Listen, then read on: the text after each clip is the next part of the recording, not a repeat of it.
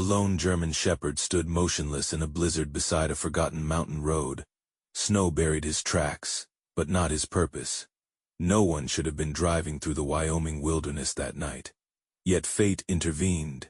Ethan Walker, a retired Navy SEAL haunted by loss, saw the dog staring into the storm. The snow came sideways over Trestle Creek Road, hard and white, until the pines above Sandpoint looked like they were kneeling under the weight of it. Below the ridge, Lake Pend Oreille had vanished into darkness, leaving only the wind, the frozen road, and the yellow cones of Nathan Callahan's headlights. Nathan did not know why he had taken the old bridge road that night. He told himself he was checking the culverts before the county plows quit. That sounded useful. It sounded sane. The truth sat beside him on the passenger seat, folded in a red plaid blanket that had not warmed a living body in 11 months. He was 42, tall, broad through the shoulders, with close-cut dark brown hair, a neat beard, and gray-blue eyes that noticed exits before faces. Years in the Navy SEALs had left discipline in his bones and noise in his sleep. The accident had done the rest. One icy road, one overturned truck, one wife with honey blonde hair, and a hand searching for his in the red wash of hazard lights. He had pulled men out of fire overseas, but he had not pulled Emily out in time. That was the sentence he served every morning. Nathan slowed as the road dipped toward the timber trestle, a narrow bridge locals avoided after the first real storm because its planks iced before the asphalt did. The truck fishtailed. He corrected without thinking, hands moving with the calm of training while memory tightened in his chest. Then something moved near the bridge rail. At first he thought it was a piece of torn tarp flapping against the snowbank. The shape lifted its head. Nathan hit the brakes. The pickup slid, crooked tires grinding over ice, and stopped with its bumper pointed toward the ditch. For a few seconds he stayed behind the wheel, one hand locked around the gear shift, breath shallow in his throat. Combat had taught him to move toward trouble. Loss had taught him to sit still and let the world finish breaking without him. The shape moved again. Nathan grabbed his flashlight, pushed the door open, and stepped into a cold that struck through his coat like a thrown stone. Snow filled his beard. His boots sank to the ankles. He angled the beam toward the bridge rail and saw a German shepherd lying half-buried beside the timber guard. Not a puppy. Not a family. One grown dog, large and long-boned, with a sable coat darkened by ice and a black saddle across his back. His muzzle was gray before its time, and one ear stood tall, while the other had a torn edge that made him look both noble and battered. Blood marked the snow beneath his front paw. A ripped working harness still clung to his chest, stiff with frost. The dog's amber-brown eyes fixed on him. They were not wild. That was worse. Wild would have been simple. These eyes were tired, calculating, and old with disappointment. "Easy," Nathan said. His voice sounded strange in the storm, because he had gone most of the day without using it. "I'm not here to hurt you." The shepherd did not growl at once. His lips twitched, showing teeth that were more warning than threat. Nathan stopped 6 feet away and lowered the flashlight so the beam pointed at the snow instead of the dog's face. "Fair enough," he said softly. "I would not trust me either." The wind drove powder between them. Nathan noticed the details the way training demanded. Ribs under wet fur, ice in the tail, a raw front paw. No fresh tire tracks except his own, and a narrow drag mark leading from the road. Something hot and sick turned in Nathan's stomach. "Who left you out here?" The shepherd's ears shifted at the sound of his voice. Not relaxed, listening. Nathan took one slow step back toward the truck and reached inside for Emily's blanket. His fingers paused on the wool. For one sharp second, he heard Emily say that wounded things needed a warm place and someone stubborn enough to stay. He pulled the blanket free. The dog watched every motion. Nathan crouched again, closer this time, knees grinding into the crusted snow. "I have a blanket," he said. "That is all." The shepherd's breath came in thin, white bursts. When Nathan slid the blanket over his shoulders, the dog shuddered so hard the harness buckle rattled. His teeth flashed. Nathan froze. "I know," Nathan whispered. "People have been loud with you." The dog's eyes flicked to his face, and something passed between them that was not trust yet. Nathan worked the blanket around the dog's body and felt how cold he was. Not winter cold.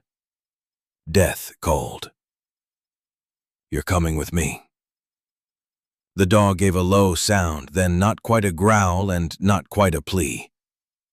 Nathan slid one arm under his chest and one beneath his hips. Pain shot through the old scar in Nathan's left shoulder as he lifted. The shepherd was lighter than he should have been, but still heavy enough to make Nathan's knees tremble. The dog stiffened in his arms.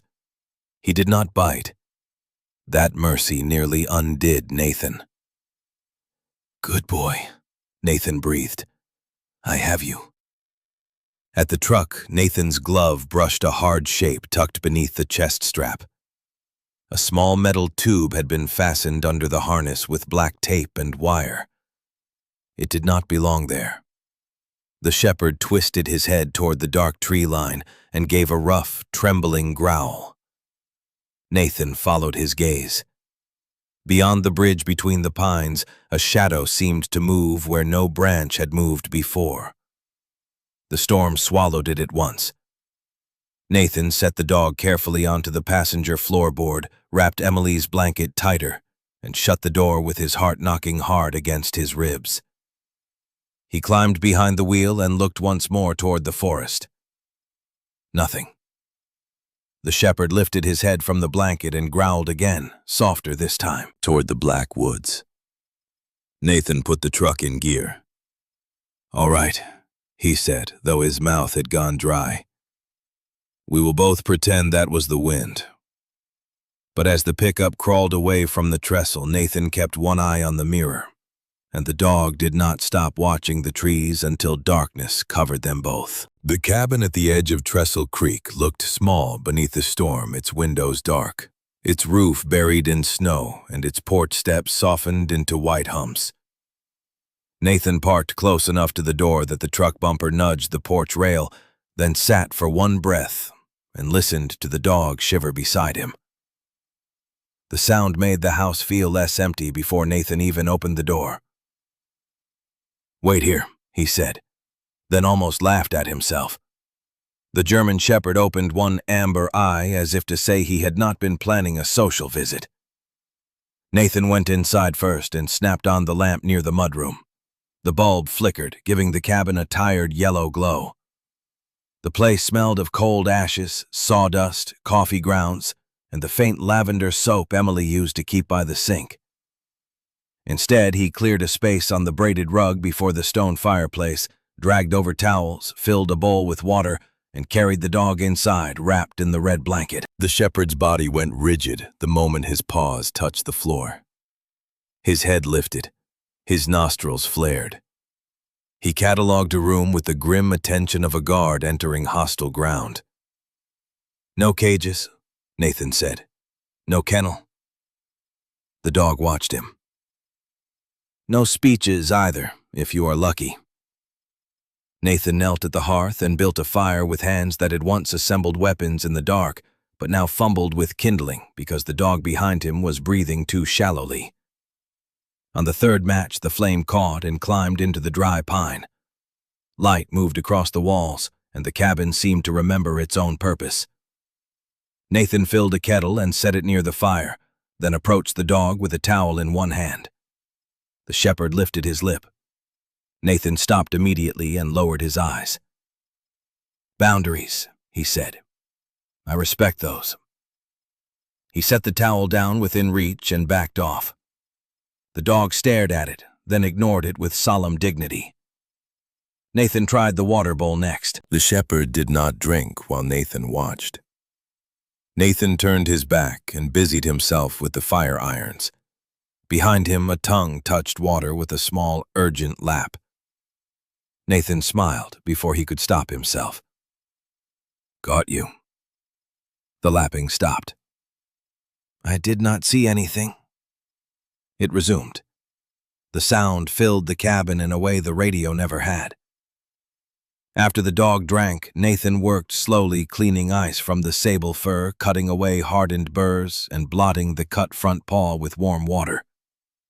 The shepherd trembled, but allowed it, though his eyes never stopped measuring Nathan's hands.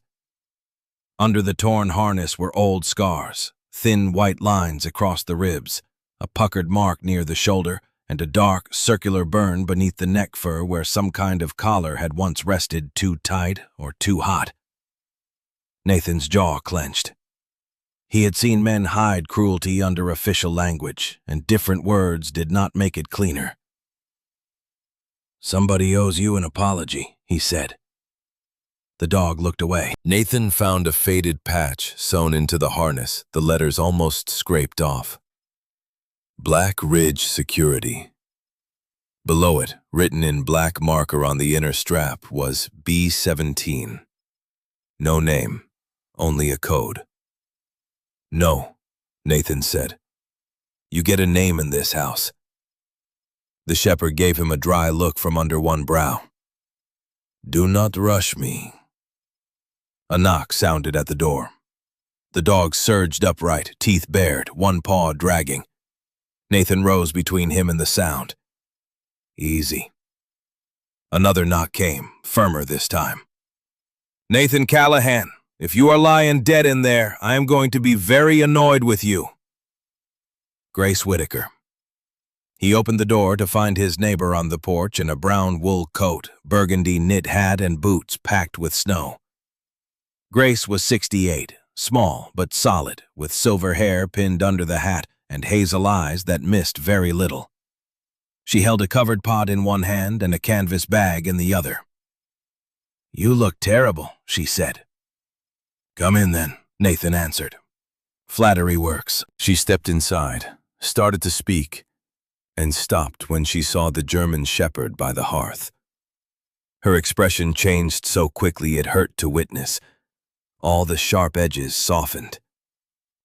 Oh, honey, she whispered. The dog lowered his head but did not growl. Grace set the pot on the table, crouched with both knees cracking, and stayed several feet away. You have had a hard road, haven't you? Nathan watched, surprised by the way the shepherd's ears eased half an inch. Found him by the trestle, Nathan said. Harness says Black Ridge. Grace's mouth tightened. That outfit with the private contracts? Looks like it.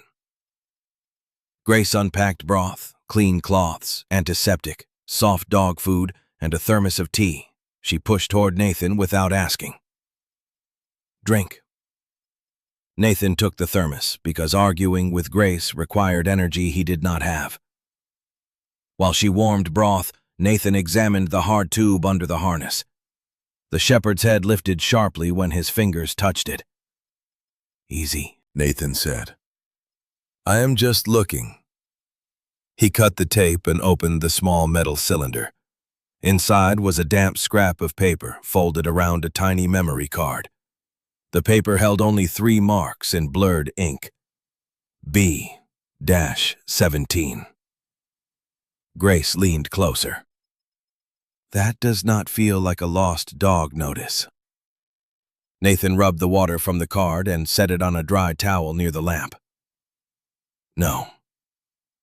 The cabin radio crackled on the shelf, startling all 3 of them.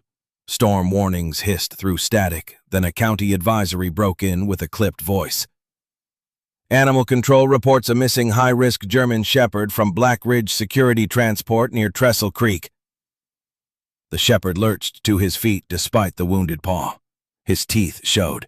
His whole body shook, not from cold this time. Nathan stepped between him and the radio. Grace went still. The advisory continued, broken by static.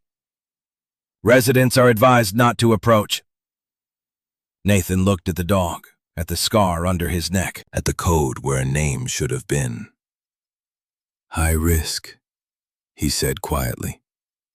The shepherd stared at him, as if waiting for the door to open and the old world to come in with chains.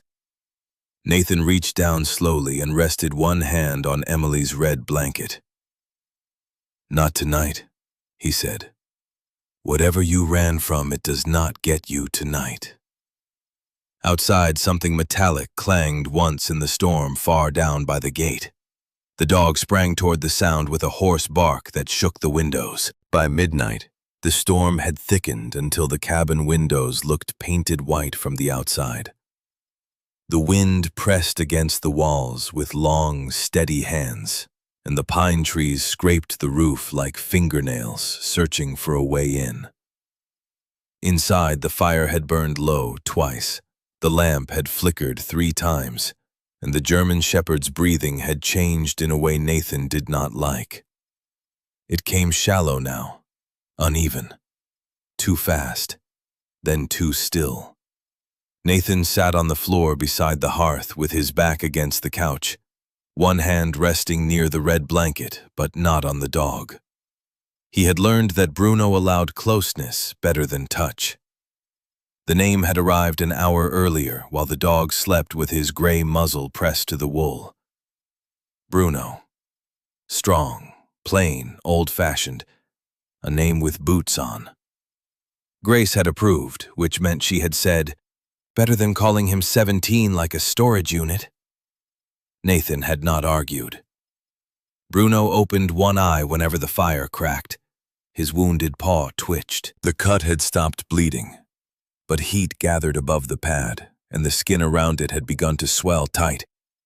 Nathan held the back of his hand near the leg and felt the fever before he touched fur. No, he whispered. Bruno's eye shifted toward him. That was not a command. Grace sat at the kitchen table with her blue notebook, writing down times, because Grace believed chaos became less arrogant when forced into columns. Water at 9:40, broth at 10:15, urine, none. Paw heat increasing. He needs antibiotics, she said. I know. Hannah Pierce keeps emergency supplies at the clinic and some at home. Nathan looked at the dark window. Road is gone. I did not say drive. He turned toward her. Grace capped her pen and met his stare with the calm of a woman who had once removed a fishhook from a screaming child's thumb during a field trip. My shed has the old battery pack, a hand radio, and the animal kit Henry used when he found half the county's wounded creatures before breakfast. Your house is half a mile.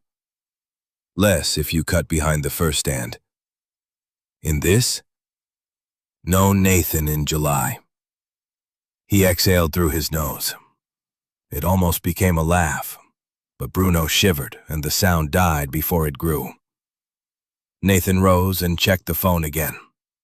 No signal. The landline had given only a dead buzz since the last flicker of power. He pulled on his parka gloves and cap. Bruno tried to lift his head. Stay, Nathan said, then softened his voice. I will be back. The dog watched him with eyes that did not believe promises easily. Emily had watched him once from crushed metal and broken glass while he promised help was coming. His hand froze on the doorknob. For a second, the cabin vanished. He smelled gasoline. He heard metal cooling in the snow. He saw Emily's mouth shape his name without enough air behind it.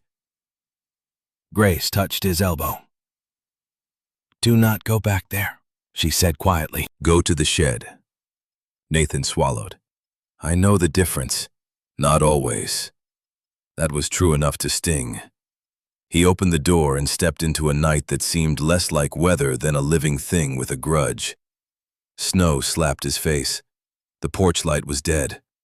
He moved by flashlight and memory, crossing the yard toward the fur stand that marked the old footpath to Grace's place.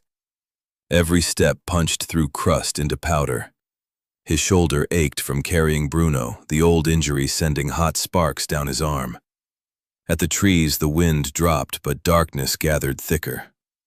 Nathan kept the creek on his left and the slope on his right. He counted steps without meaning to. 30, 40, 50. Counting had kept men alive once. It did not comfort him now, but habit had a hard skull. Halfway to Grace's property, the ground disappeared under his right boot. Nathan dropped hard. His hip struck ice. The flashlight flew from his hand and spun away, beam strobing through the snow. His left arm jerked as he caught at a root, and pain tore through his shoulder so bright that he could not breathe. Below him, hidden under a thin crust of snow, a drainage culvert gaped black and narrow, its bottom full of freezing water and broken stones. His boots scraped for purchase. The root cracked. "No," he gasped. "Not again." The words came without permission. His shoulder failed by inches. His body slid. Then something seized the back of his coat. Teeth. Nathan went still.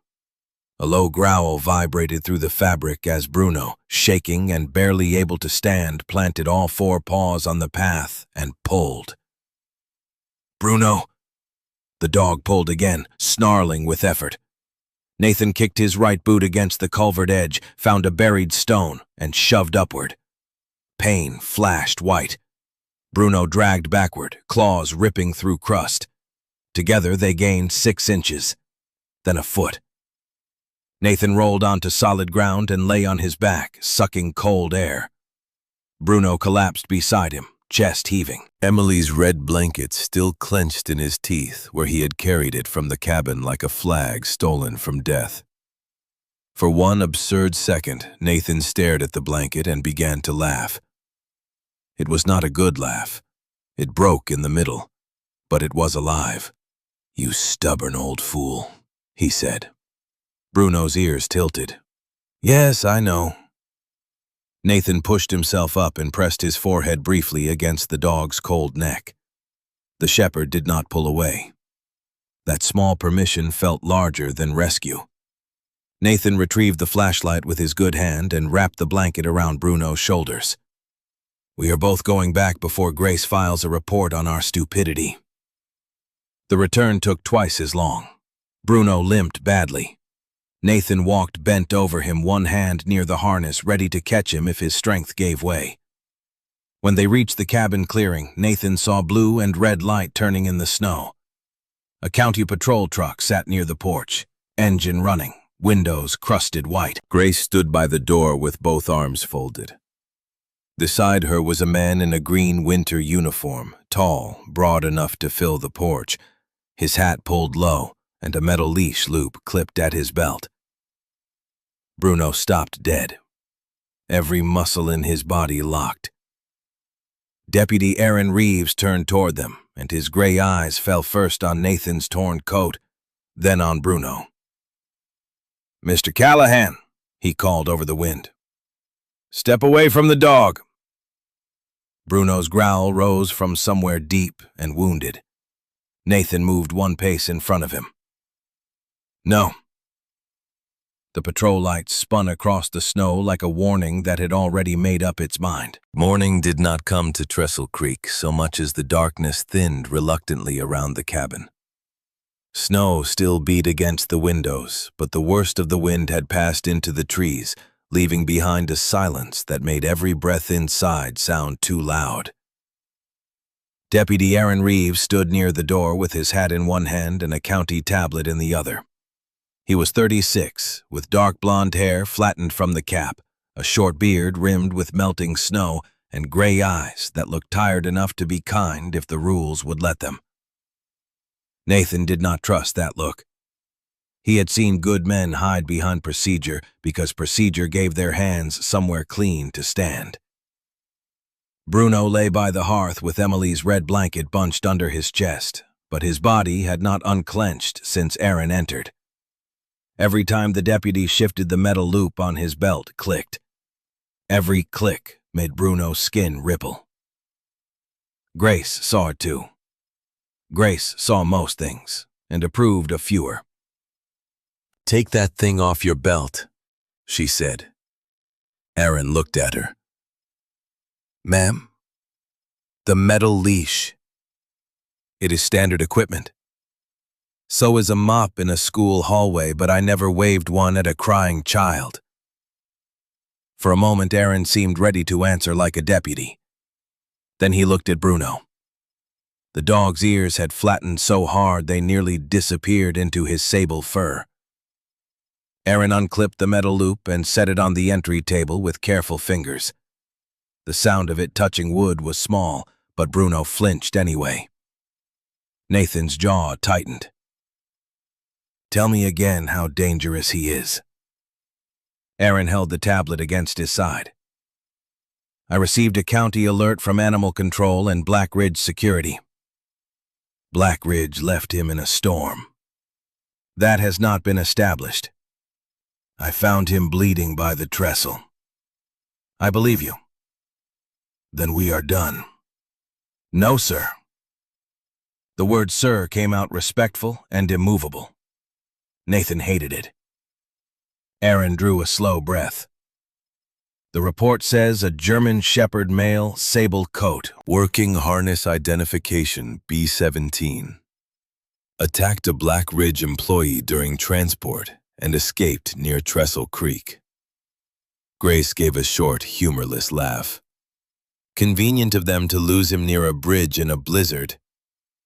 Mrs. Whitaker, I am not here to defend them." "You are doing a fair impression." Aaron absorbed that without blinking, which made Nathan dislike him a little less and resent him a little more. The deputy stepped no closer to Bruno. "Under county ordinance, a dog reported as high risk has to be quarantined until a vet assessment and ownership review are complete."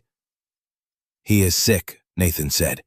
"He needs a clinic, not a cage." "I agree." "Then say that into your radio." "I did." The room went quiet. Aaron looked toward the dark window as if choosing each word from a shelf where most of them were broken. "Roads are closed." He lifted the tablet. "Animal Control cannot get here before afternoon at best, and Sandpoint Clinic is trying to send Dr. Pierce when she can clear her driveway." Nathan felt the first shift in the air, small as a match struck behind a wall. "Then why are you here?" "Because if Black Ridge sends someone first, I need to know what I am standing in front of."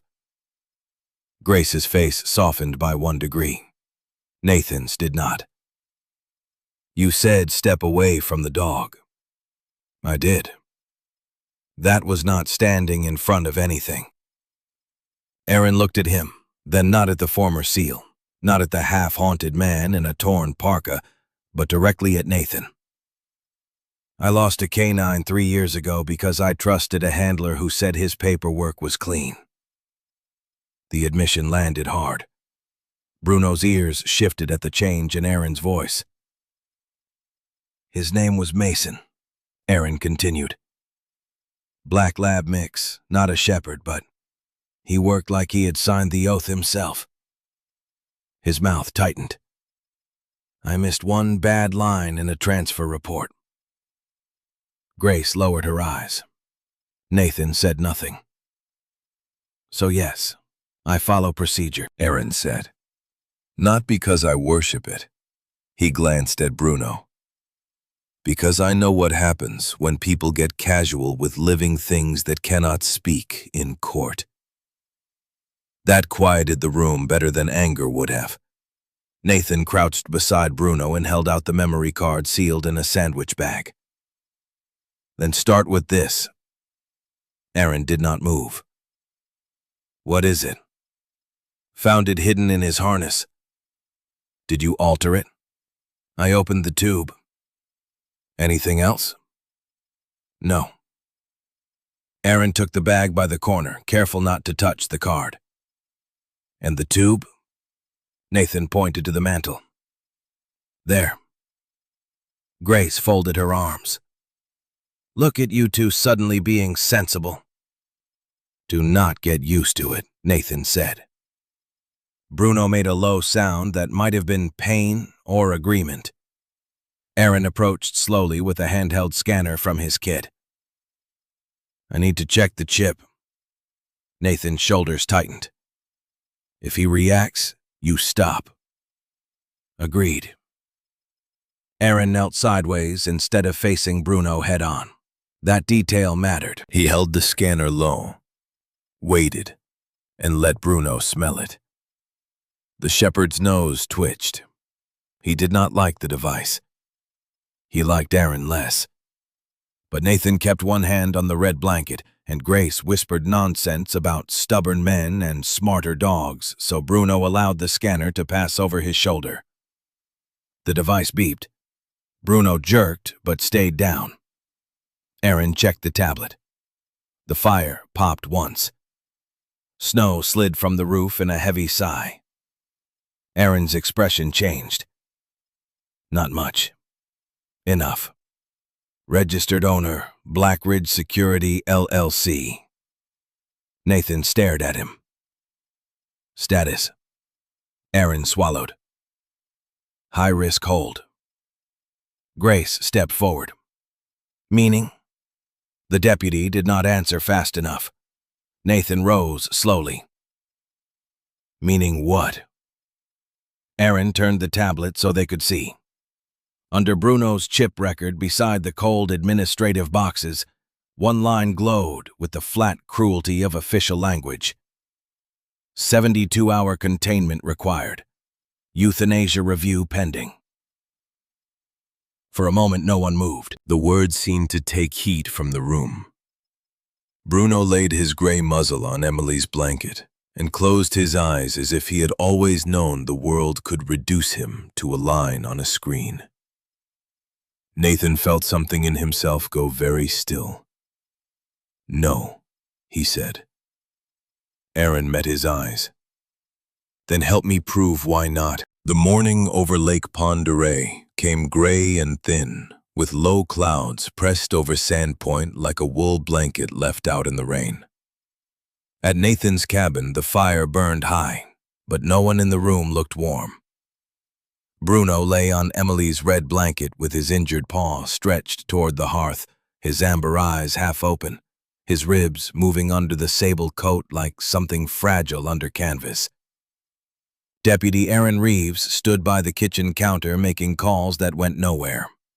Grace Whitaker sat at the table with her blue notebook, writing down every breath, every drink, every tremor, as if careful ink could hold a life in place. Nathan knelt by Bruno and changed the warm cloth around his paw. The skin had swollen more. The smell of infection was faint but real, bitter under the smoke and coffee. Hold on, Nathan said. Bruno blinked once. It was not agreement. It was endurance. At 9:17, headlights turned into the driveway through the snow. A blue veterinary pickup crawled to a stop beside Aaron's patrol truck, and Dr. Hannah Pierce climbed out with a medical bag slung over one shoulder. She was 34, compact and steady, with dark hair tied under a knit cap and brown eyes that moved quickly without seeming rushed. Snow clung to her coat. She kicked it off her boots and came inside as if she had been born during a power outage and found daylight suspicious. "Which one of you called me 6 times?" she asked. Grace raised her hand. "Only 4 were me." "The other 2 had the emotional range of a chainsaw," Hannah said, glancing at Nathan. Nathan almost apologized. Grace looked pleased. Bruno lifted his head when Hannah approached. She stopped 10 feet away and opened her bag slowly. "Hello, old man," she said. "I am not fond of strangers either." She sat on the floor instead of standing over him. That helped. Nathan watched Bruno's nose test the air. Medicine. Wool. Cold. No metal. Hannah let him smell a clean gauze pad, then the back of her hand. Bruno gave a low rumble, but did not bare his teeth. "That is a fair review," Hannah said. She examined him inch by inch, narrating softly when she needed to touch. Fever, infected laceration, old pressure marks at the neck, poor body condition, scars along the ribs and shoulder, possible dehydration. She took photos with Aaron's tablet, not for drama, but for evidence. Nathan hated the camera until he understood the purpose. Some wounds needed a witness. Hannah cleaned the paw, injected antibiotics, started fluids, and wrapped the leg in a padded bandage that looked too white against Bruno's weathered fur. The dog trembled through it all. When it was over, he placed his head on Emily's blanket and sighed so deeply that Grace closed her eyes. "He was not out there one night," Hannah said. Aaron looked up. "How long?" "Hard to say." She stripped off one glove. "Long enough to lose weight, worsen old injuries, and develop that infection before the storm." Nathan's voice came rough. "So the transport story is garbage. The medical facts do not love it," Hannah said.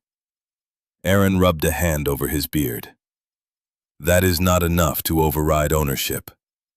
"No," Hannah said, "but it is enough to keep anyone from moving him until I clear him medically."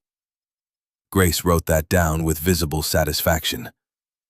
"Say it again, slower." Before Hannah could answer, another engine sounded outside. Not a patrol truck, not a plow. The engine was smoother, heavier, and too confident for a mountain driveway after a blizzard. Bruno's head snapped up. His eyes changed. Nathan knew that look because he had seen men wake from sleep hearing a sound no one else noticed. Fear before thought. A black SUV stopped beyond the porch. The driver's door opened. Mark Ellison stepped out in a charcoal overcoat, leather gloves, and polished boots that had no business in deep snow. He was 51, trim, silver at the temples, with the calm smile of a man who expected rooms to rearrange around him. Two Black Ridge security employees waited near the vehicle in heavy coats. They did not look at the cabin. They looked at Bruno through the window. Nathan rose. Aaron moved to the door first. "Mr. Ellison," he said, "this is a medical hold." Ellison smiled. "Deputy Reeves, I appreciate your diligence." His gaze slid past Aaron to Nathan. "Mr. Callahan, I believe you found company property." Grace made a sound like a kettle beginning to boil. Nathan opened the door only halfway. "I found a dog freezing by the trestle. That animal is registered to Black Ridge Security. His name is Bruno." Ellison's smile thinned. "His designation is B-17. The effect on Bruno was immediate. He surged up, bandaged paw buckling, and barked once so sharply the windows rang. The red blanket slipped from his shoulder, exposing the scar beneath his neck, a circular burn hidden under gray-black fur. Hannah saw it clearly for the first time. So did Aaron. Ellison did not flinch. That was the coldest thing in the room. "You are upsetting him," Hannah said. "He has behavioral issues," Ellison replied. "He has injuries," Nathan said. "He has a bite history." "Show it." Ellison looked at him, then really looked, and Nathan felt the old military assessment pass between them. Threat, weakness, leverage. "Careful, Mr. Callahan," Ellison said. "A grieving veteran harboring a high-risk animal is not the sympathetic picture you think it is." The cabin went silent. Grace stood so quickly her chair scraped the floor. Aaron stepped half a pace between them. Nathan did not move. He felt Emily's name like a hand at his throat, but Bruno's shaking was louder than the wound inside him. "Get off my porch," Nathan said. Ellison's smile returned, smaller now. "I will be back with paperwork that does not ask permission." He turned toward the SUV. Bruno barked again, but this time the sound broke at the end. Nathan looked down and saw the dog staring not at Ellison's face, but at the black transport crate visible in the back of the vehicle. Inside the crate door, something scraped the metal from within, though the crate appeared empty. Ellison shut the SUV hatch fast, too fast. Aaron saw it. Hannah saw it. Grace wrote nothing at all. As the SUV backed down the drive, Bruno lowered his head to the blanket and began to shake as if the storm had found a way inside the house. By late afternoon, the clouds sagged low over Trestle Creek, and the snow on the cabin roof began to drip in slow, cold beads. The storm had loosened its grip, but the air inside Nathan's house felt tighter than before. Blackridge had left behind no tracks, but tire marks, yet Ellison's voice seemed to remain in the corners, polished and poisonous. Designation B, 17. Company property. Bite history. Nathan stood at the kitchen counter with the memory card reader Aaron had brought from his patrol kit. Hannah sat beside him, laptop open, hair escaping her cap in damp curls. Grace hovered with soup bowls and disapproval. Aaron leaned near the window, watching the driveway as if expecting the black SUV to return with a judge in the passenger seat. Bruno rested by the hearth, exhausted by the morning, but his eyes followed every person in the room. He did not sleep. Not really. Dogs like Bruno did not sleep in places where old voices might return. Hannah copied the memory card without opening the original file system. "I am a veterinarian, not a crime lab," she said. "But I do know how not to trample on evidence." Aaron nodded. "Good." Grace set a bowl in front of him. "Eat." "I'm working." "You will work with a spoon." Aaron looked at Nathan as if seeking help. Nathan lifted both hands. "Nobody wins that fight." For one thin moment, the room breathed. Then Hannah opened the first copied folder. The file names were not dramatic. Transport log, kennel status, disposition list, video archive. Plain names. Cruel names often were. Aaron's face changed as he read. Hannah's mouth hardened. Nathan felt the old stillness enter him, the battle kind. The kind that arrives when anger becomes too useful to waste. The disposition list contained codes, dates, initials, and short notes. B11, unresponsive, disposed. B14, failed obedience after injury, transferred. B17, stress, non-compliance, field loss. Field loss. Grace read over Hannah's shoulder and whispered, "That is how they wrote abandoned." Bruno lifted his head at her voice. Nathan looked at him and imagined some fenced yard, some transport crate, some man deciding that a loyal animal had become inconvenient. He had known commanders who spent lives like coins. He had not forgiven them either. Hannah clicked a video file.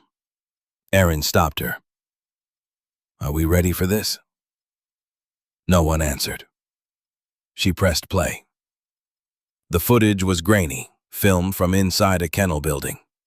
Bruno was there, thinner even than now, refusing to enter a black transport crate while a handler pulled hard on his leash.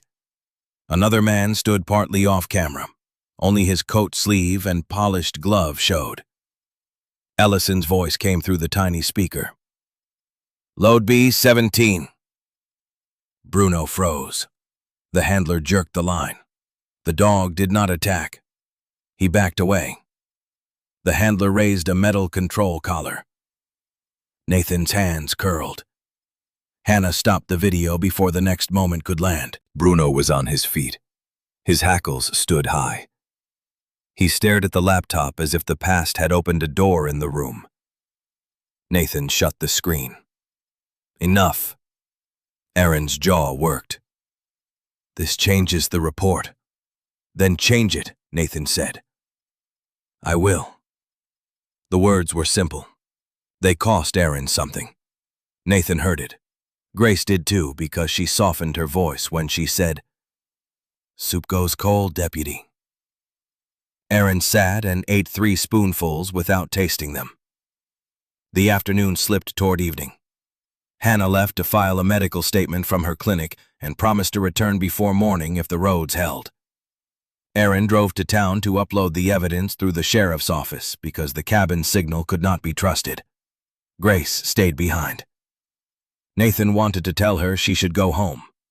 He also wanted the fire to keep burning and the room not to return to its old silence.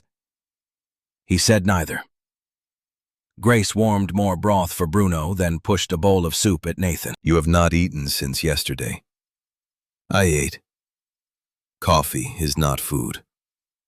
That seems narrow-minded. Nathan. He took the bowl. Bruno watched the spoon move from bowl to mouth. Nathan looked at him. No. Bruno blinked. You have special food. Bruno looked at the dog food, then back at the soup.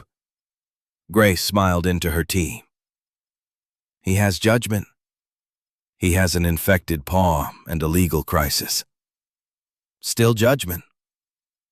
Nathan dipped 2 fingers into a bit of plain broth and offered it on a saucer. Bruno sniffed, looked away, waited until Nathan turned his head, then drank it in 3 quick laps. Nathan shook his head. Tactical genius. Night came early. The wind had quieted, but the trees still shed snow with heavy thumps. Grace left at 8, taking the footpath with Nathan's spare lantern and promising to call if her power returned. Nathan locked the front door, checked the back, and laid another log on the fire. Bruno slept for almost 20 minutes. Then the old gate outside banged in the wind. Once. Twice. Metal against wood. The sound was small, but to Bruno, it was a chain dropped on concrete. He erupted from sleep with a bark that tore through the cabin. Bruno! Nathan moved slowly, too slowly. The dog seized Emily's red blanket in his teeth, stumbled toward the mudroom, and shoved his shoulder against the back door. The latch had never held well in winter. Nathan cursed and lunged. Bruno, wait! The door burst open. Cold poured in. Bruno vanished into the dark, limping hard, the blanket trailing behind him like a wounded flag. Nathan reached the porch, barefoot, snow burning his soles. He saw the tracks leading away from the cabin down through the pines toward Trestle Creek Road, toward the old bridge. Bruno. His voice cracked into the night. The trees gave nothing back. Only the red corner of Emily's blanket showed for 1 second between the trunks. Then it, too, disappeared into the black. The snow began again just as Nathan pulled on his boots. Light at first, then thick enough to blur the edge of the porch. Trestle Creek Forest stood black beyond the yard, each pine heavy with ice, each gap between trunks shaped like a doorway Bruno might have taken. Nathan moved by instinct. Parka, gloves, flashlight, rope, first aid kit. The old leather leash she had refused to use because Bruno had known enough restraint from men already. His shoulder throbbed before he reached the steps. He ignored it. Pain had never been a reliable advisor. Grace's phone call came as he crossed the yard, the landline suddenly alive in a burst of static. He snatched the receiver through the mudroom door. He ran. I saw, Grace said. Her voice was tight but steady. Tracks by the back fence. Stay inside. I already called Aaron. Grace, do not use that tone on me, Nathan Callahan. Static cracked. Follow the signs, not the fear. The line died. Nathan stood for half a breath with the receiver in his hand. Follow the signs, not the fear. That sounded like something Emily would have said, then laughed because it was too wise for the hour and not nearly practical enough. He stepped into the trees. Bruno's trail was easy at first. The wounded paw left a faint red mark every few yards, and the blanket had dragged a shallow line beside the prints. Nathan kept the flashlight low. He moved slower than his fear wanted. That was the old training returning, stripped of glory.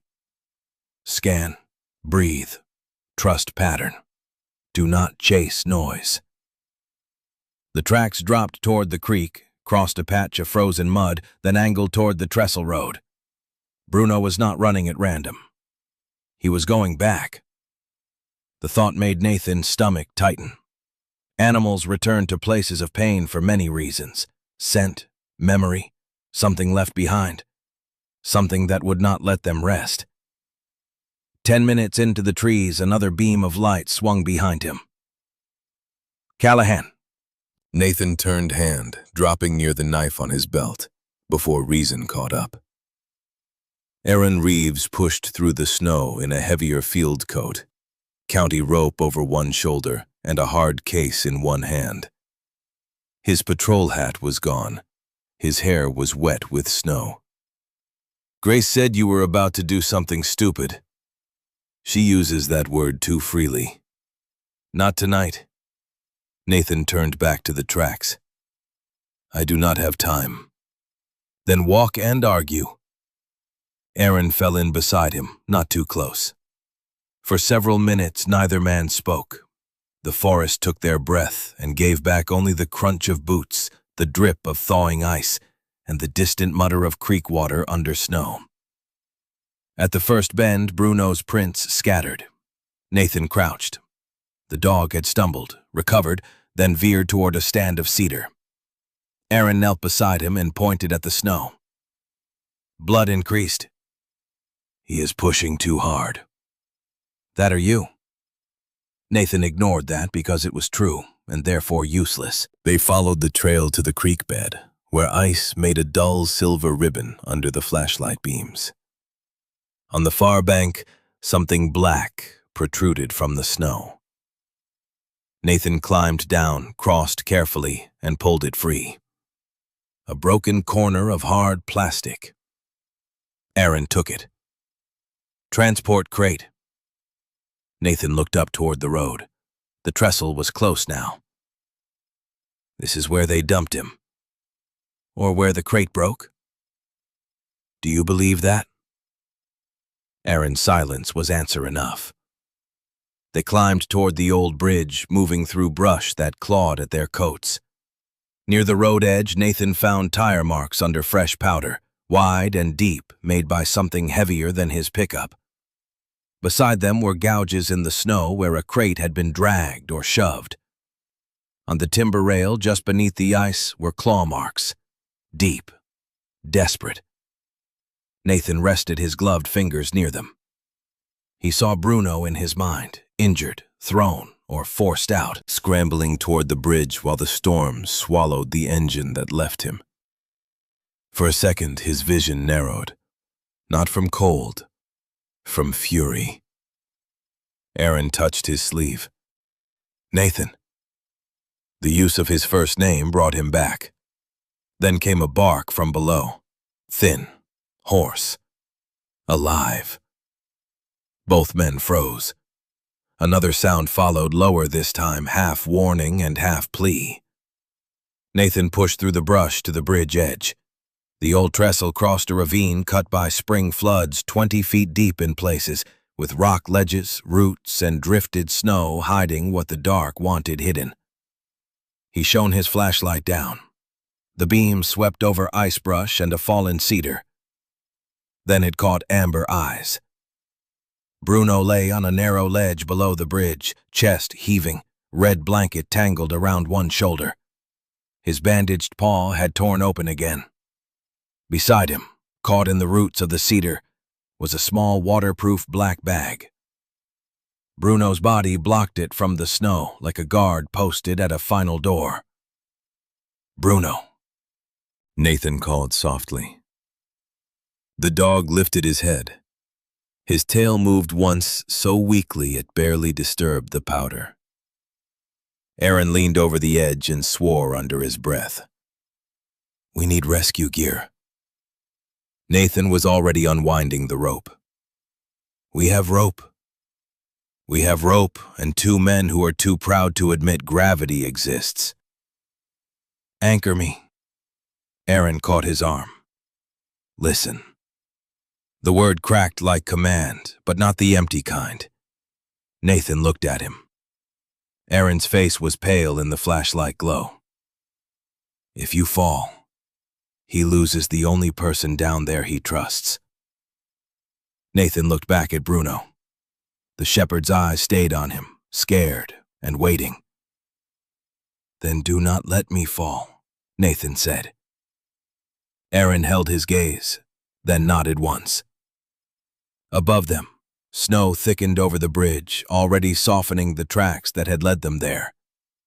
Below, Bruno gave one broken whine and pressed his muzzle against the black bag as if the thing inside still mattered more than his own pain. The ravine beneath the old trestle breathed cold air up at Nathan, like an open cellar under the earth. Snow slid from the bridge beams in soft white sheets, disappearing into darkness before the sound of landing reached them. Aaron looped the rope around the trunk of a thick pine and checked the knot twice. Then he checked it again because fear made careful men honest. Nathan tied the other end around his waist, working one-handed when his left shoulder refused to move cleanly. "That shoulder is bad," Aaron said. "It has opinions." "Does it have useful ones?" "Rarely." Aaron did not smile. "If you black out, I haul you up whether the dog is ready or not. If I black out, Bruno bites me awake." From below, Bruno gave a faint huff. It sounded almost like agreement. Nathan eased over the edge, boots searching for purchase beneath the snow. The first 10 feet went badly. Ice broke under his right foot, and he slid against the ravine wall hard enough to drive the breath from him. The rope snapped tight. Pain burned through his shoulder and down his ribs. He swallowed a sound that would have frightened Bruno and planted his boots against frozen dirt. "You good?" Aaron called. "Define good." "Alive." "Temporarily excellent." Nathan descended foot by foot, one hand on the rope, the other bracing against roots and rock. The ravine smelled of wet cedar ice and old leaves trapped under snow. His flashlight beam jittered across the wall. Bruno watched him from the ledge, ears low, mouth open in shallow panting. "Easy, boy." Nathan kept his voice low. "No cages." Bruno's eyes held him. "No Black Ridge." The dog's trembling changed at those words. Not gone. Different. Hope was sometimes only fear with its head lifted. Nathan reached the ledge and dropped to one knee. The rock was narrow, slick, and crusted with snow. Bruno tried to rise. "Stay." This time the command came out gentle but firm, and Bruno obeyed, because both of them had learned something about each other in the cold. Nathan checked the injured paw. The bandage had torn, and blood had frozen in dark beads along the fur. The leg was swelling again. Nathan's chest tightened. "You really do not believe in doing things halfway?" Bruno blinked slowly. "No judgment." The black waterproof bag was wedged under cedar roots behind the dog. Nathan reached for it. Bruno growled. Nathan stopped. "You guarded it." The dog stared at him. "All right." Nathan held out his empty hand, palm up. Bruno smelled it, then lowered his head with a weary sound and shifted his body just enough. Permission. Nathan pulled the bag free. It was heavier than he expected. Inside, he felt the hard shapes of folders, a small drive, and something wrapped in cloth. He shoved it under his coat and zipped the parka over it. "Got it," he called. Aaron's voice came from above. "Bring the dog up first if you can. Planning to bring all of us up?" Ambitious. New hobby.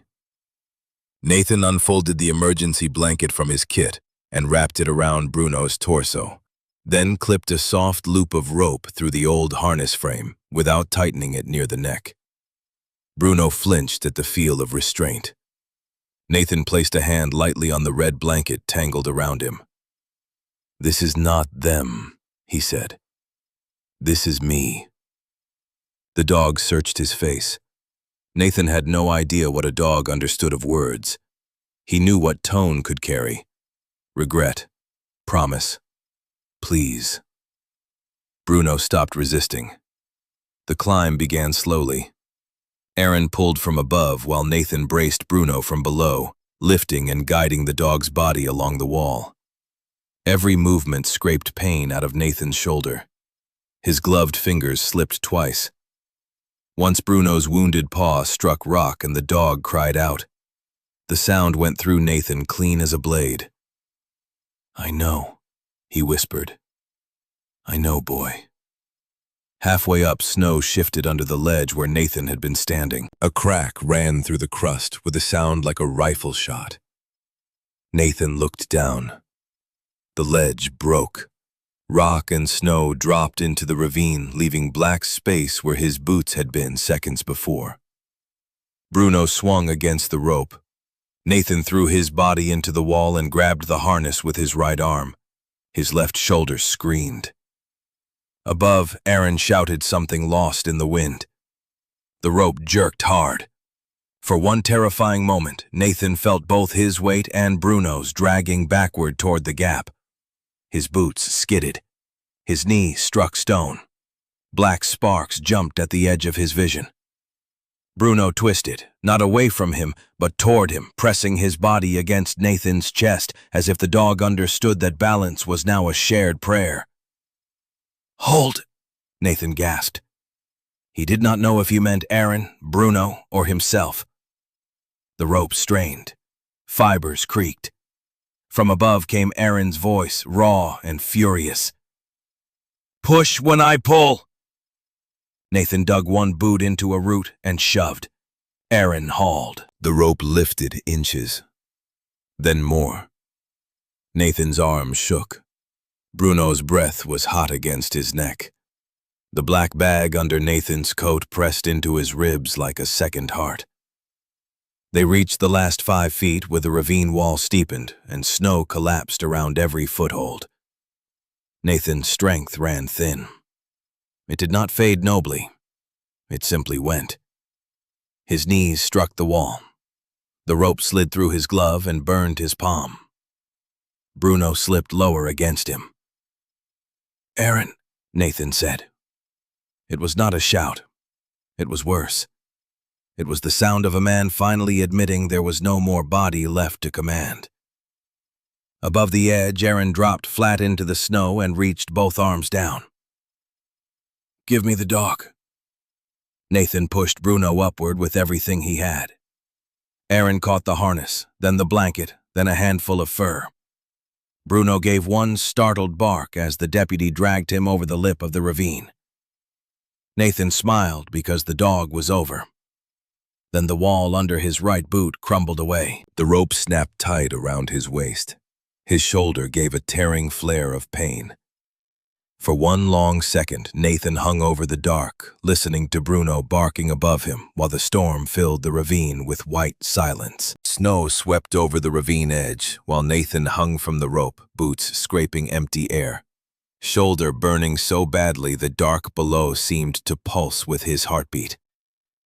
Above him, Bruno barked with a hoarse, frantic rhythm, not the bark of a trained guard now, but the cry of a soul that had finally found someone and refused to lose him. Aaron's voice cut through the storm. "Nathan, grab the line with both hands. Left arm is not taking suggestions. Then use spite." Nathan laughed, once, a broken sound that turned into a grunt as he hooked his right arm around the rope and jammed one boot against a root in the wall. The root held. Barely. Aaron hauled from above, boots digging trenches into the snow. Nathan pushed when he could, slid when he could not, and tried not to think about the black water hidden at the bottom. In another winter, he had pulled at crushed metal until his fingernails split. He had heard Emily whisper that it was not his fault. He had not believed her. Now Bruno barked above him, as if the dog had been appointed to argue with every ghost Nathan owned. "I'm coming," Nathan said through clenched teeth. "Stop yelling at me." Bruno barked again. Aaron's gloved hand appeared over the edge. "Reach." Nathan reached. Pain flashed white as Aaron caught his wrist and dragged. For one terrifying second, Nathan's body swung free. Then his chest hit the snow at the rim, and Aaron seized the back of his parka with both hands. "Push." Nathan pushed. Aaron pulled. The ravine let go. Nathan rolled onto the bridge approach, coughing snow, clutching the black waterproof bag beneath his coat. Bruno limped to him and pressed his muzzle against Nathan's face with such force that it knocked his cap sideways. "Easy," Nathan rasped. The dog sniffed his eyes, his mouth, his neck, checking life in the blunt, practical way of creatures who do not waste time on speeches. Aaron lay on his back nearby, breathing hard. "Your dog has terrible bedside manners." He is not my dog. Bruno turned his head and stared at Nathan. Even Aaron noticed. "You may want to workshop that sentence." Nathan rested one shaking hand on Bruno's neck. The sable fur was wet and cold, but beneath it, life beat stubbornly. "All right," he whispered. "He is my dog." The words settled over the snow. Not ownership, not possession. Home. They made a sling from the emergency blanket and Aaron's rope, then carried Bruno between them back through the trees. The trip took nearly an hour. Nathan's shoulder went numb in the way that promised a bill later. Aaron's palms bled through torn gloves. Bruno stayed awake, eyes fixed on Nathan whenever the path dipped. At one steep bend, Nathan's boot slid, and Bruno gave a warning growl before Aaron even saw the ice. "You are supervising now," Aaron panted. Bruno's ears shifted forward. "Good," Nathan said. "Someone competent should." The joke was thin, but it kept the fear from closing over them. Nathan had learned in war that a small laugh could be a handrail across a terrible bridge. He had forgotten that after Emily died. Bruno, half wrapped in silver emergency foil and red plaid wool, seemed determined to remind him one ridiculous breath at a time. At the cabin, Grace opened the door before they knocked. Her face was pale, her silver hair loose from its pins, but the fire behind her burned high. "Inside," she said. "All heroes drip on the rug equally." Hannah arrived 15 minutes later, smelling of clinic disinfectant and winter air. She knelt beside Bruno without greeting anyone and worked with quick, gentle hands. Fresh antibiotics, pain medication, bandage, warm fluids. She examined Nathan's shoulder long enough to say words he ignored. Grace wrapped his burned palm anyway. Aaron stood by the table and opened the waterproof bag. Inside were folded transport records, a second drive printed photos, and a cloth bundle holding a broken control collar with singed contacts. No one spoke for several minutes. The evidence did the talking. One video showed Bruno refusing to enter a transport crate while a handler shocked the collar. Another showed Ellison ordering 2 employees to leave the animal near the bridge because field loss would be easier to explain than a medical retirement. The printed list named other dogs. Not all had survived the paper they were written on. Aaron sat down slowly. "I signed off on Black Ridge renewals last year." Nathan looked at him. "You did not know." That does not resurrect any of them. Grace placed a cup of coffee near his hand. No, she said, but truth can still arrive late and do some work. Aaron's eyes stayed on the records. I will file this before sunrise. Ellison will come after you, Hannah said. He already has. The deputy gave a tired smile. He just did not know it was mutual. Bruno slept at last, Head on Emily's red blanket, his bandaged paw tucked close. Nathan sat beside him, unable to leave the floor. Near dawn, Aaron returned from his patrol truck with his phone in hand. The sheriff accepted the evidence package. Grace closed her notebook. Good. But Ellison has filed a civil claim. Nathan looked up. Already? He is asking emergency return of company property before the end of the day. Hannah's face hardened. Company property is currently sedated on my medical orders. That helps. Aaron rubbed his eyes. It may not be enough. Bruno stirred at the sound of voices, opened his eyes, and found Nathan. Nathan placed his good hand on the blanket. Then we make it enough. Outside, the storm had finally passed, but the first light over Trestle Creek looked less like peace than a summons. The Bonner County meeting room smelled of wet wool, old coffee copier toner, and the nervous heat of people who had come to watch Mercy argue with paperwork. By 3 in the afternoon, every folding chair was full. Snowmelt dripped from boots onto the tile. Whispers moved along the back wall whenever the door opened. Nathan sat at the front table with Bruno lying beside his boot, the dog's bandaged paw stretched carefully on a folded towel. He had not wanted to bring Bruno. Hannah had not wanted to move him. Aaron had said the room needed to see the life being discussed, not just the file. Grace had agreed, which ended the debate in the traditional way. Nathan wore a clean flannel shirt under his canvas coat, but he still looked like a man assembled from little sleep and stubbornness. His left arm rested in a sling Hannah had applied while saying that former SEALs were among the worst patients on God's green earth.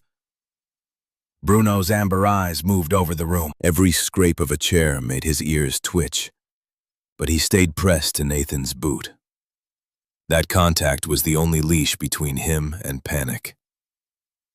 Mark Ellison sat across the aisle in a dark suit, smooth and composed, his silver hair neatly combed, his gloves folded on the table as if the day were a business inconvenience. 2 attorneys sat beside him. Neither looked at Bruno for long. County Commissioner Dale Mercer entered with a clerk and the sheriff. Mercer was a thick-set man in his 60s with tired eyes and a red tie that looked too bright for the weather. This is an emergency property and animal welfare review, he said. Grace whispered, He has the voice of a casserole left in the oven too long.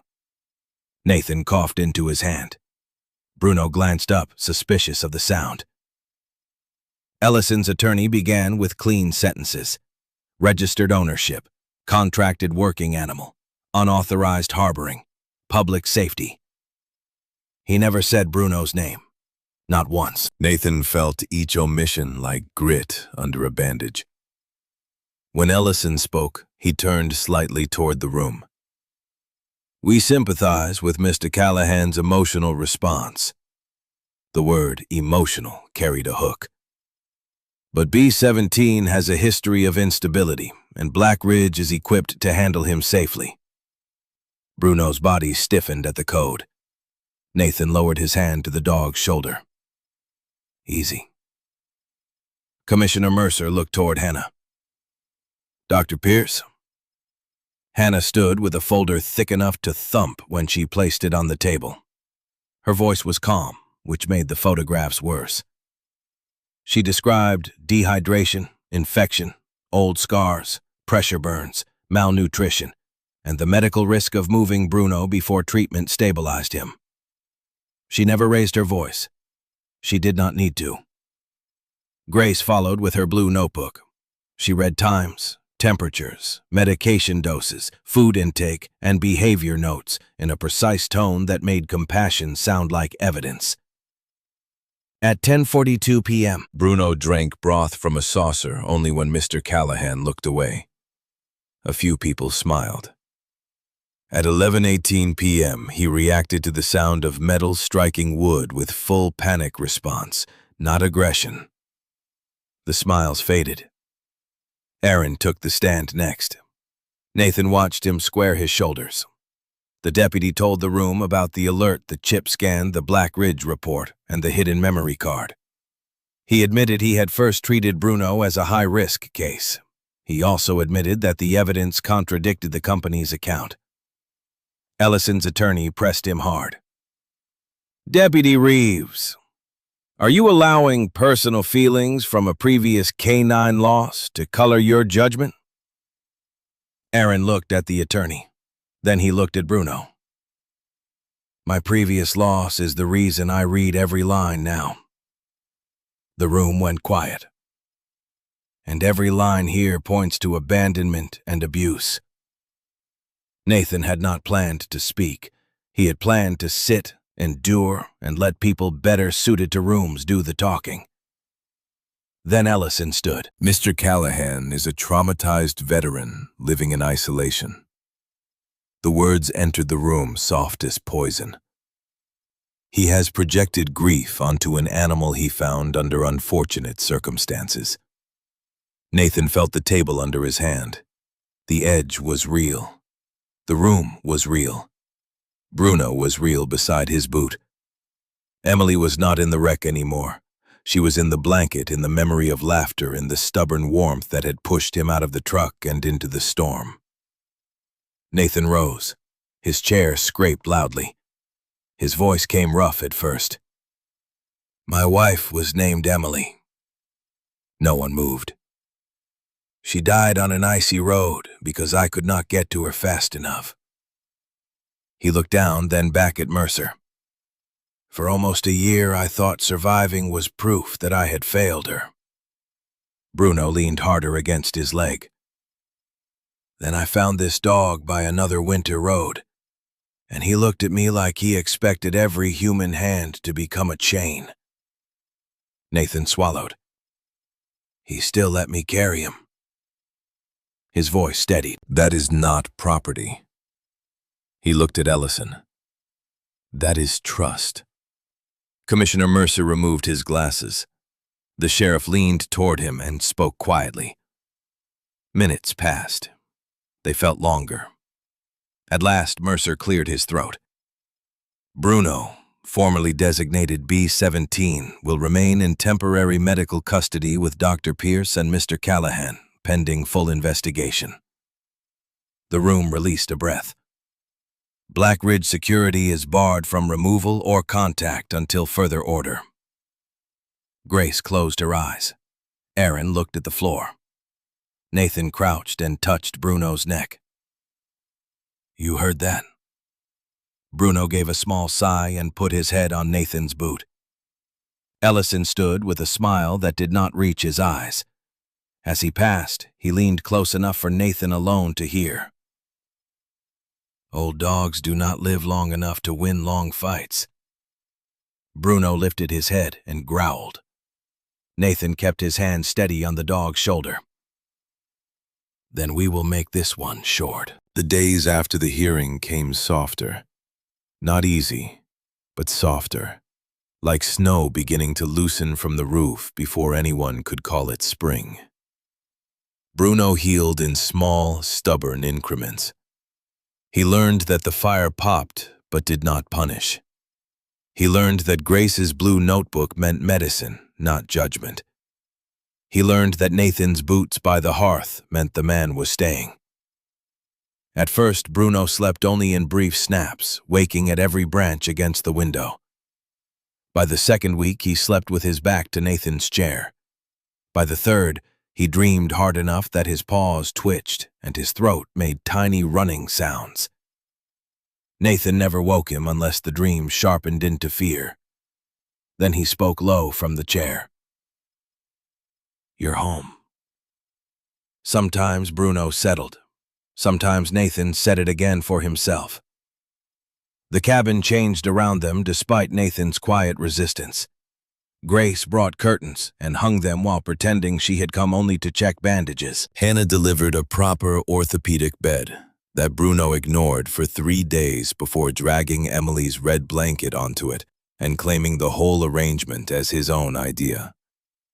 Aaron stopped by with dog food county forms and jokes so dry they needed broth. He also brought silence when silence was kinder.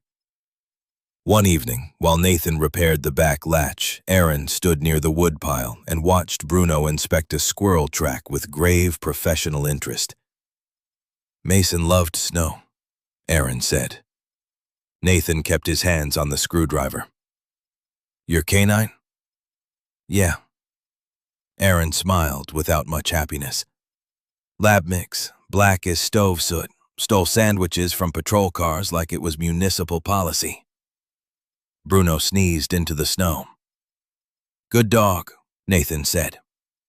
"Terrible criminal," Aaron answered. The two men stood there until dusk gathered purple under the pines. Nothing was fixed. Something was less alone. Black Ridge did not vanish quietly. Investigators came. Reporters called. Ellison's attorneys sent letters with words like liability and reputational harm, which Grace marked in red pen and filed under N for nonsense. Hannah's clinic collected statements from former handlers. Aaron turned over records from county renewals he wished he had questioned sooner. Nathan repaired the old wood shop because his hands needed honest work. He patched the roof, cleared out broken tools, built straw platforms, and installed hooks for leashes that would hang loose unless a dog truly needed one. Grace watched from the doorway one afternoon. "That is an interesting amount of repair for a man who claims he wants no visitors." "Old shed was rotting. So was half the county. You planning to fix that too?" "No." She smiled. "Liar." Bruno limped between them, carrying a work glove in his mouth. Nathan looked at him. "Drop it." Bruno turned his head and placed the glove beneath Grace's coat hem. Grace looked down. "Evidence suggests the dog prefers me." Evidence suggests theft. "You heard him, Bruno." The dog sat with perfect dignity and one glove visible under his paw. Nathan laughed. It surprised everyone, including him. That night the weather shifted. The temperature rose just enough to make the snow heavy and wet, and fog crept between the pines like smoke that had lost its way. Nathan woke before midnight to Bruno standing beside the bed, whining low in his throat. Not panic. Warning. Nathan sat up. "What is it?" Bruno turned toward the window. Nathan smelled it then. Smoke. Not wood smoke from his own chimney. This was sharper, wrong, mixed with melted plastic. Grace. Nathan was moving before thought finished. He grabbed boots, coat, and flashlight, then called Aaron with one hand while Bruno limped ahead to the back door. The path to Grace's house was slick with wet snow. Nathan ran, shoulder protesting, lungs burning. Bruno outpaced him, despite the bad leg, a dark shape cutting through fog. At Grace's cabin, smoke seeped from a side window. The porch light was off. Nathan hammered the door. "Grace?" No answer. Aaron's patrol truck slid into the driveway seconds later, siren silent, lights splashing red over the fog. "Back room," Nathan shouted. "She sleeps near the stove." Aaron kicked the door near the latch. It held. Nathan hit it with his shoulder and saw stars. Bruno barked once, then threw his body against the lower panel, where the wood had softened from years of weather. The panel cracked. Aaron kicked again. The door burst inward. Smoke rolled out. Nathan covered his mouth and entered low. The house was hot, full of a high, thin alarm that had been swallowed by distance and storm walls. He found Grace on the floor near the hallway, conscious but dazed, one hand pressed to her chest. "I was coming," she whispered. "You were taking your time," Nathan said, though his voice shook. Aaron lifted her under the shoulders. Nathan took her legs. Behind them, Bruno stood in the smoke between the hallway and the kitchen, barking toward the stovepipe where orange light flickered behind the wall. "Bruno, out!" The dog did not move. "Bruno?" Nathan coughed hard. The old fear rose hot and choking. Another trapped body. Another room filling with death. This time he did not freeze. "Bruno, come!" His voice held. The dog turned and ran to him. They got Grace outside as sirens sounded down the road. At Hannah's clinic later, Grace lay under a blanket with oxygen tubing at her nose and irritation in her eyes. "Do not look at me like that," she told Nathan. "I am not a fragile vase." "No," Nathan said. "A vase would follow basic chimney safety." She smiled faintly. Aaron placed a folder on the chair beside Nathan. "County permit application." Nathan frowned. "For what?" "A rehabilitation site for retired working dogs and veterans." Grace closed her eyes. Finally. Nathan looked at Bruno asleep on the clinic floor, Head on the red blanket. The top page waited for his signature.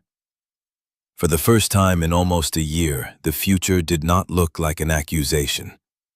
It looked like work. Spring reached Sandpoint slowly, with wet earth under the pines, silver water at the edge of Lake Pend Oreille, and snow retreating from the ditches like an old sorrow losing its argument. At Nathan Callahan's cabin, the first warm morning smelled of cedar boards, coffee, dog fur, and paint. The old wood shop behind the house had become something new. Not polished, not fancy, real. Fresh fencing bordered the clearing. Straw beds lined the inside wall. A black stovepipe rose from the roof, clean and inspected twice, because Grace Whitaker now considered chimney safety a personal ministry. Above the gate hung a wooden sign Nathan had carved by hand. Trestle Creek Haven, for the ones who served and were left behind. Grace said the sign made him sound poetic. Nathan said it was only accurate. Bruno sat beneath it with his bandaged paw resting on dry grass, his sable coat fuller now, his gray muzzle lifted in the sun, and his torn left ear giving him the look of a retired general who had accepted command of a very odd unit. He still limped. He always would. But he moved with purpose, and purpose had its own kind of beauty. That morning, Dr. Hannah Pierce arrived first, carrying a box of donated medical supplies and a muffin she claimed was breakfast. Aaron Reeves followed in his patrol truck, off duty, but still unable to dress like a civilian without looking apologetic. He brought forms, dog food, and a framed copy of the county approval. Grace brought 3 casseroles, 2 notebooks, and enough opinions to stock the pantry. Nathan stood by the gate, uncomfortable with the crowd because 6 people still felt like a parade to him. Then Bruno leaned against his leg. Steady. Warm. There. Nathan breathed. Blackridge Security had fallen under state investigation 2 weeks earlier. Mark Ellison's polished voice had not survived the videos, the transport logs, the broken control collar, or the former handlers who finally chose to speak. The emergency claim against Bruno was dismissed. The adoption papers arrived on a Thursday morning in a plain envelope that Nathan stared at for 10 full minutes before opening. Registered owner, Nathan Callahan. Dog's name, Bruno. Not B-17. Never again. Nathan had signed with a hand that shook less than he expected. The first new arrival came near noon. Ranger was an aging Belgian Malinois with cloudy eyes, a narrow chest, and a nervous habit of turning in circles before lying down. His handler, Frank Miller, was a 60-year-old Marine veteran with copper-brown skin, close-cropped gray hair, and hands that never quite stopped moving. "He does not trust kennels," Frank said.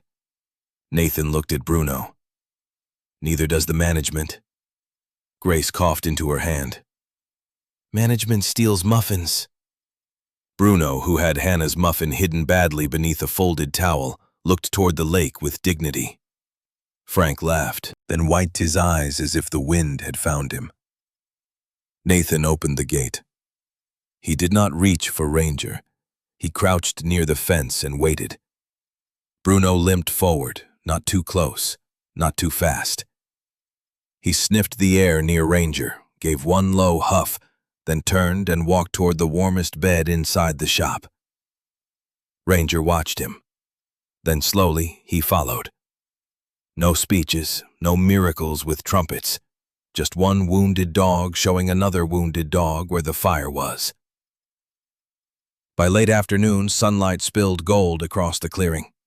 Grace sat on the porch with her notebook open, writing supply lists and pretending not to cry. Hannah checked Ranger's teeth.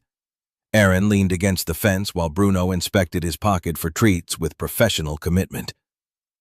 Frank sat beside Nathan on the porch steps, both men quiet. After a while, Frank said, "I thought I was bringing him here because he needed help." Nathan watched Bruno settle near Ranger, close enough for comfort, far enough for respect. "That is usually how it starts." Frank nodded. And then Nathan looked toward the bench beside the door. Emily's red plaid blanket lay folded there in the sun. For months it had been a relic, then a bandage, then a flag dragged through snow by a terrified dog who would not give up. Now it looked like a welcome. "Then you find out rescue has two directions," Nathan said. In the evening, when everyone had gone except Grace, Aaron, Hannah, Frank, and the dogs, Nathan took Emily's old harmonica from the kitchen drawer. He had not played since the funeral. The first note trembled. Bruno lifted his head. Nathan tried again. This time the melody rose, softer, steadier, crossing the clearing with the smell of pine smoke and thawing earth. Grace closed her notebook. Aaron looked away. Hannah smiled at the ground. Ranger slept. Bruno came to Nathan's side and rested his gray muzzle on Nathan's boot. The sun slipped behind the pines, turning the lake beyond the trees into a line of fire. Nathan looked down at the German shepherd who had come to him bleeding from a frozen road, carrying secrets, scars, and the last stubborn spark of trust. He had thought he was opening a truck door for a dying dog. Bruno had opened something too. A house, a future, a heart Nathan had mistaken for ruined because it had been cold for so long. Nathan placed one hand on Bruno's neck and one hand on Emily's blanket. For the first time, the memory of his wife did not feel trapped on an icy road. It felt present in the warmth around him, in Grace's fierce kindness, in Aaron's changed courage, in Hannah's steady hands, and in the old dog breathing at his feet. The world had not given back what winter took. It had given him a way to keep loving anyway. That was enough. That was home. We live in a world that's constant change. A tapestry Wilderforth. Sometimes God sends help in a form we do not expect.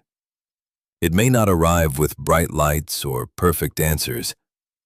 It may come as a wounded dog on a frozen road, a neighbor who refuses to let us disappear, or a second chance we feel too tired to accept.